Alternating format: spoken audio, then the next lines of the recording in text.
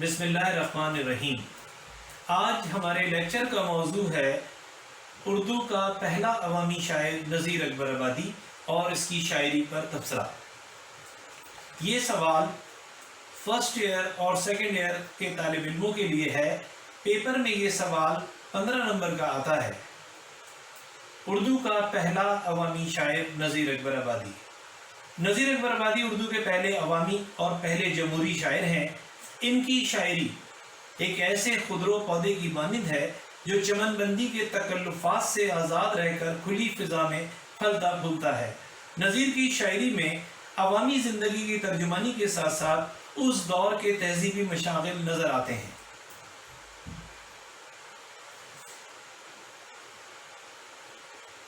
عوامی تہواروں کی عکس بندی، زندگی کی جزیات، انسانی نفسیات کا گہرا شعور اور زندگی کے انجام پر گہری نظر نذیر کے خاص موضوعات ہیں۔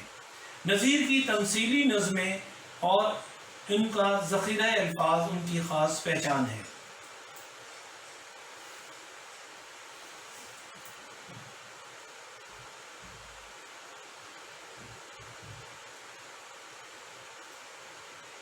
عوامی زندگی کی ترجمانی نذیر کی شاعری کی بنیادی خصوصیت ہے۔ انہوں نے عوامی زندگی کی ترجمانی اتنی خوبصورتی اور سچائی سے کی ہے کہ وہ اردو کے پہلے عوامی شاعر کہلائے۔ جمہوریت کی طرح نذیر کی شاعری عوام کی ہے، عوام کے لیے ہے اور عوام کی زبان میں ہے۔ ان کی نظم آدمی نامہ سے ایک بند، چلتا ہے آدمی ہی مسافر ہو لے کے مال، اور آدمی ہی مارے ہے پھانسی گلے میں ڈال، یہاں آدمی ہی صید ہے اور آدمی ہی جال، سچا بھی آدمی ہی نکلتا ہے میرے لال، اور جھوٹ کا بھرا ہے سو ہے وہ بھی آدمی۔ عوامی تہواروں کی عکس بندی۔ نذیر اردو کے بہترین بیانیہ شاعر ہیں۔ انہوں نے اپنے تہذیبی دور کے رنگ برنگے مشاغل کے جو نقشے کھینچے ہیں، اس سے لاکھوں انسانوں کی دلچسپی کی جامع تصویر آنکھوں کے سامنے کھنچ جاتی ہے۔ ہندوؤں اور مسلمانوں کے تہوار مثلا عید، بقرعید، ہولی، دیوالی، بسنت، ان کی چہل پہل اور گہما گہمی، میلے ٹھیلے اور رنگین اور زرق برق ملبوسات، موسم برسات، موسم سرما، پھل پھول، ترکاریاں، مٹی کے برتن اور چھوٹے بڑے جانور وغیرہ وغیرہ۔ نذیر اور قوت مشاہدہ۔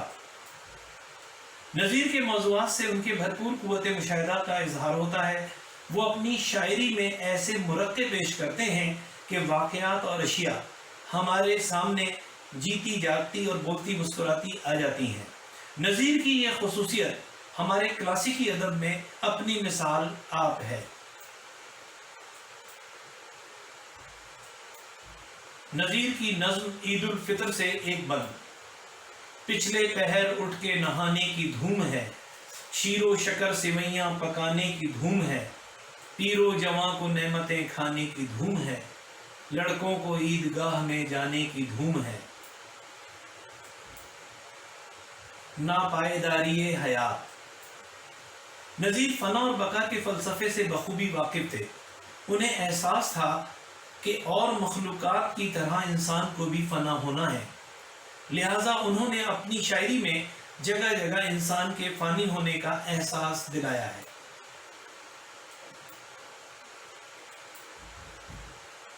پیر و مرید، شاہ و گدا، میر اور وزیر، سب آن کر اجل کے ہوئے دام میں اسیر، مفلس غریب صاحب تاج و علم سریر، کوئی ترس ترس کے موا غم میں اے نذیر، کوئی ہزار عیش کی ٹھہرا کے مر گیا، جیتا رہا نہ کوئی ہر ایک آ کے مر گیا۔ نذیر کی تمثیلی نظمیں اپنے متحرک آہنگ اور جزیات نگاری کی بنا پر نذیر کی نظمیں اردو کی بہترین تمثیلی نظموں میں شمار کی جاتی ہیں۔ ان میں نذیر کا عارفانہ حسن نظر اور شاعرانہ حسن بیان معراج پر ہے۔ ان کی نظموں میں معنی اور بیان میں اتنی ہم آہنگی ہے کہ زندگی کا قافلہ پورے ہنگامے کے ساتھ چلتا ہوا محسوس ہوتا ہے، جو آخر کار تھک ہار کر فنا ہو جاتا ہے اور زندگی کا عبرتناک انجام پیش کرتا ہے۔ جب چلتے چلتے رستے میں یہ گون تیری ڈھل جاوے گی، ایک بدھیا تیری مٹی پر پھر گھاس نہ چرنے آوے گی، یہ کھیت جو تو نے لادی ہے سب حصوں میں بڑھ جاوے گی، دھی پوت جمائی بیٹا کیا پنجارن پاس نہ آوے گی، سب ٹھاٹ پڑا رہ جاوے گا جب لاد چلے گا بنجارا۔ نظیر ترقی پسندی اور مساوات۔ نظیر کی نظر میں وہ امتیازات جو اخلاقی اقدار، زر و دولت، عہدہ اور خاندان سے قائم کیے جاتے ہیں، محض سطحی ہیں۔ نظیر اس حقیقت کے علمبردار ہیں کہ امیر و غریب، ادنا و اعلیٰ، زاہد و رند سب انسان ہیں اور برابر ہیں۔ نظیر نے اپنی شاعری میں بتایا ہے کہ حیات انسانی ایک وحدت ہونے کے باوجود اس قدر متنوع ہے۔ مثلا آدمی نامہ سے ایک بند، دنیا میں بادشاہ ہے سو ہے وہ بھی آدمی، اور مفلس و گدھا ہے سو ہے وہ بھی آدمی، زردار بے نوا ہے سو ہے وہ بھی آدمی، نعمت جو کھا رہا ہے سو ہے وہ بھی آدمی، ٹکڑے جو مانگتا ہے سو ہے وہ بھی آدمی۔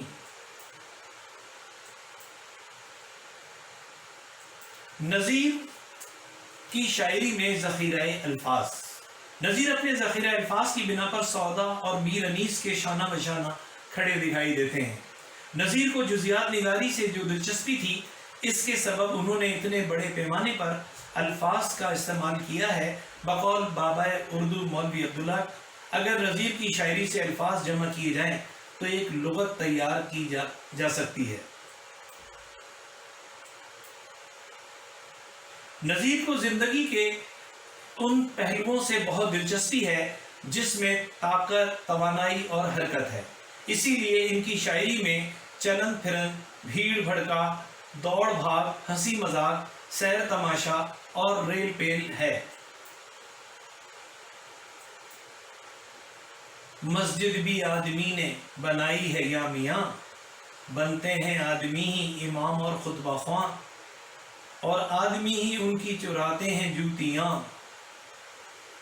پڑھتے ہیں آدمی ہی قرآن و نمازیاں، جو ان کو تاڑتا ہے سو ہے وہ بھی آدمی۔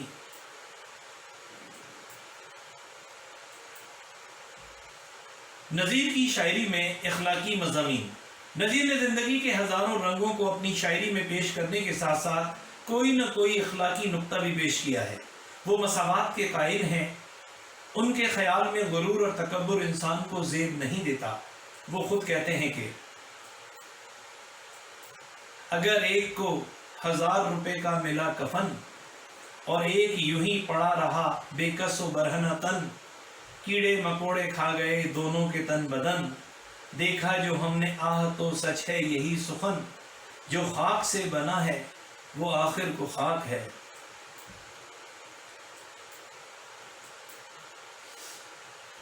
مناظر فطرت کا بیان۔ نظیر اردو شاعری میں بہت بڑے واقعہ نگار ہیں۔ انہوں نے مناظر فطرت کی ایسی خوبصورت عکس بندی کی ہے کہ منظر آنکھوں کے سامنے گھوم جاتا ہے۔ ان کی بیشتر نظمیں اس کی خوبصورت مثال ہیں۔ کیچڑ سے ہو رہی ہے ہر جا زمیں پھسلنی، مشکل ہوئی ہے وہاں سے ہر ایک کو راہ چلنی، پھسلا جو پاؤں پگڑی مشکل ہے پھر سنبھلنی، جوتی گری تو وہاں سے کیا تاب پھر نکلنی، کیا کیا مچی ہیں یارو برسات کی بہانے۔ نظیر اور تغزل۔ نظیر بنیادی طور پر نظم کے شاعر ہیں، لیکن ان کی غزلیں بھی تغزل سے بھرپور ہیں۔ وہ دنیا کو جمالیاتی نگاہ سے دیکھتے ہیں، اس لیے ان کی شاعری میں حسن و عشق کا بیان خاص اہمیت کا حامل ہے۔ نظیر کی غزل کے 2 خوبصورت شعر۔ ہزاروں قافلے اس شوخ نے کیے غارت، نظیر کو بھی اسی بے وفا نے لوٹ لیا، ہم نے چاہا ہم نے چاہا تھا کہ حاکم سے کریں گے فریاد، وہ بھی کمبخت تیرا چاہنے والا نکلا۔ اعتراف عظمت۔ رام بابو سکسینہ کہتے ہیں نذیر خالص ہندوستانی شاعر ہے۔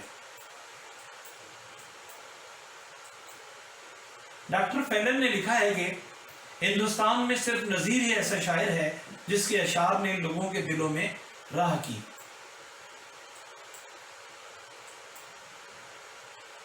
اب ہماری گفتگو کا حاصل نتیجہ فکر۔ نذیر، یہ مختصر یہ کہ نذیر اکبر آبادی اردو کا ایسا شاعر ہے جس نے شاعری کو خواص سے نکال کر عوام تک پہنچایا، اسی لیے نذیر اردو کا پہلا عوامی شاعر کہلایا۔ نذیر نے زندگی کے گہرے مشاہدے کو بڑی سچائی کے ساتھ عوام کے سامنے پیش کیا، جو اپنی مثال آپ ہے۔